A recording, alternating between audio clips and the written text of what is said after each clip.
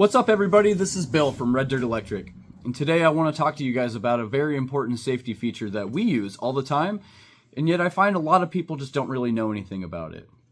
And so that thing that I want to talk to you about is called arc fault protection. So what is arc fault protection? Arc fault protection is essentially a spark sensing device that's designed to catch fire hazards in your home that a regular breaker like this is just not designed to catch. So a regular breaker is typically going to trip when you either have too much heat going through a circuit or if it's been overloaded for an extended period of time. And so on the other hand, an arc fault breaker like this, it's designed to do those first two things, but what it's also going to do on top of that is it's going to look for things like damaged wiring in the walls, maybe a loose connection point on a plug or a switch somewhere, really anything that might potentially create a spark. And so we might be asking yourself here, Bill, why should I care about arc fault protection? Well, arc faults have been a requirement since the early 2000s.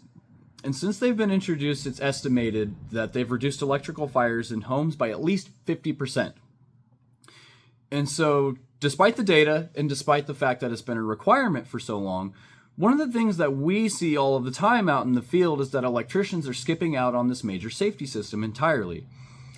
And so you might be asking yourself another question. Bill, why would an electrician be skipping out on a major safety system? The answer is pretty simple. Since an arc fault breaker like this is designed to trip for more issues than a regular breaker like this, they trip more often. And it is supposed to do that. And the fear that a lot of electricians have is that it's going to create callbacks for them, and they just don't want to deal with it. And so someone else might be asking themselves, it's like, well, if they trip more often, that sounds annoying. I don't really want to deal with that either. And so what you have to ask yourself a really important question here. Would I rather reset a breaker more often than a normal one? Or do I want to risk having a potential fire hazard hiding inside of my walls?